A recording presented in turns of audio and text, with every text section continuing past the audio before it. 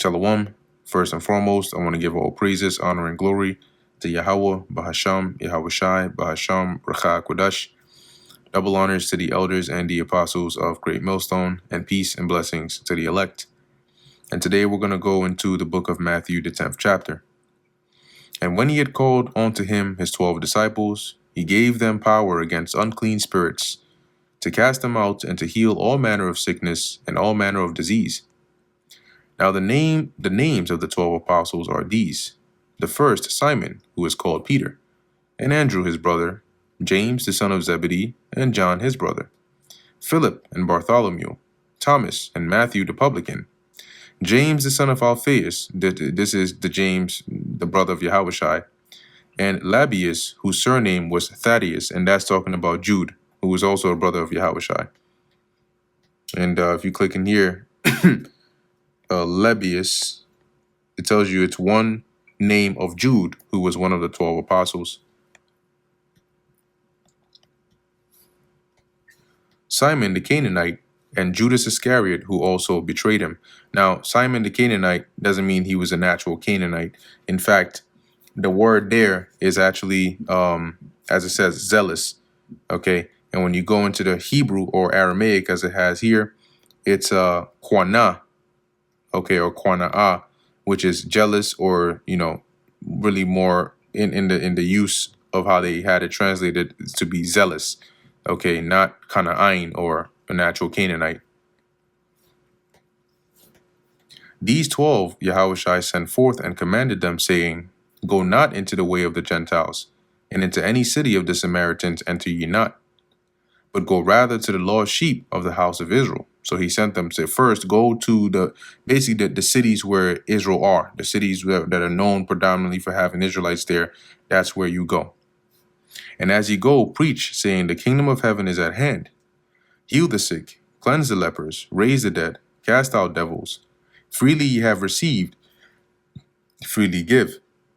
Provide neither gold, nor silver, nor brass in your purses, so don't take any money, nor scrip for your journey, neither 2 coats, which is a change of raiment, neither shoes, nor yet staves, for the workman is worthy of his meat. Meaning, when you go to these cities, people will provide these things for you. And the workman being worthy of his meat, meaning don't be hesitant to accept that hospitality, because you're laboring, and so you deserve it. And into whatsoever city or town ye shall enter, inquire who in it is worthy, and there abide till ye go thence. Right? So seek out those that are God-fearing, that are capable of receiving this word, and that will open up their homes to you, and stay there until you leave that city. And when ye come into an house, salute it. And if the house be worthy, let your peace come upon it. But if it be not worthy, let your peace return unto you. So if it's worthy, if they're God-fearing, if they believe, have your blessing rest upon them. If not, your blessing will return back to you, and they don't get it. And whosoever shall not receive you, nor hear your words, when ye depart out of that house or city, shake off the dust of your feet.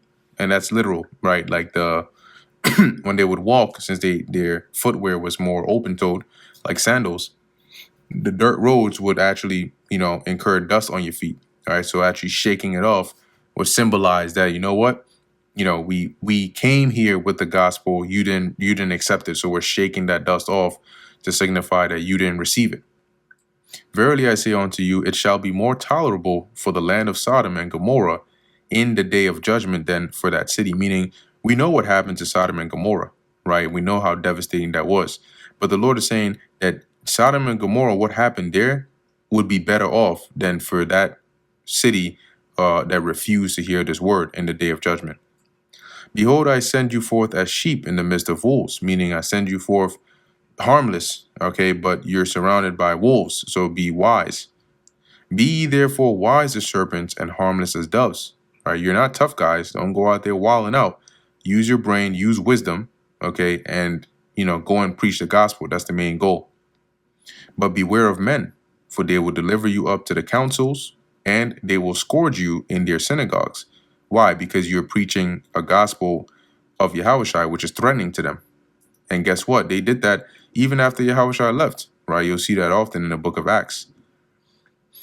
And ye shall be brought before governors and kings for my sake, for a testimony against them and the Gentiles.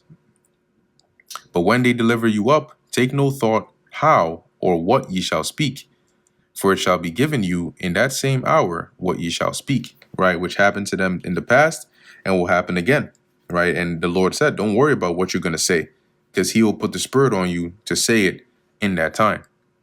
For it is not ye that speak, but the Spirit of your Father which speaketh in you. See, so the Lord will put the words in your mouth that you have to say when the time comes. And the brother shall deliver up the brother to death, and the father the child, and the children shall rise up against their parents and cause them to be put to death, meaning that they will betray you. Okay, they will betray one another, unbelievers betraying the believers. And ye shall be hated of all men for my name's sake, but he that endureth to the end shall be saved. See, and for the Lord's name's sake, because the world hates the Lord. All right, so if you teach his word and you stand stiffly for his name, they will hate you too.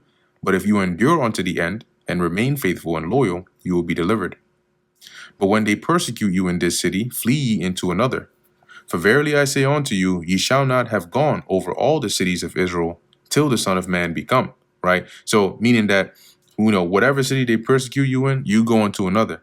Right? But physically, you will not be able to go to all the different regions where Israel is till the Son of Man be come.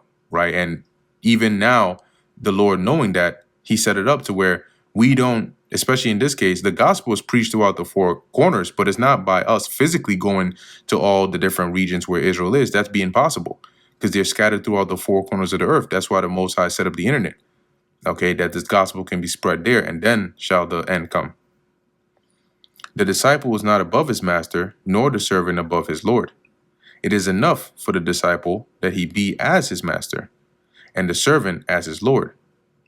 If they have called the master of the house Beelzebub, how much more shall they call them of his household? So expect this, because the Yahushua being the master, they called him a devil, right? So how much more for you being in his house? Fear them not, therefore, for there is nothing covered that shall not be revealed, and hid that shall not be known, right? So don't worry, because everything is going to come to light. What I tell you in darkness, that speak ye in light, and what ye hear in the ear, that preach ye upon the housetop. So the things that are revealed to you in secret, right, preach openly. And fear not them which kill the body, but are not able to kill the soul, right? Because they can deliver you up to the councils, they can put you to death, but that's it. They can't harm you after that. So rather than fearing them and succumbing to them, fear, right, but rather fear him which is able to destroy both soul and body in hell. And that's the Most High. And what that means is him being able to destroy both soul and body in hell is the Lord can, after, you die, he can still cast judgment upon you. And you will come back again on the earth and you will suffer that, right? Being that hell is not a place where you burn forever, but it's a hellish condition. He can bring you back in a diseased body. He can bring you back and you just live a very painful and troublesome lifestyle. And he can do this over and over and over again to where you feel like you're just coming back again and again and again, suffering this torment and this judgment. And he can do that. So with the Lord, judgment doesn't stop at your death.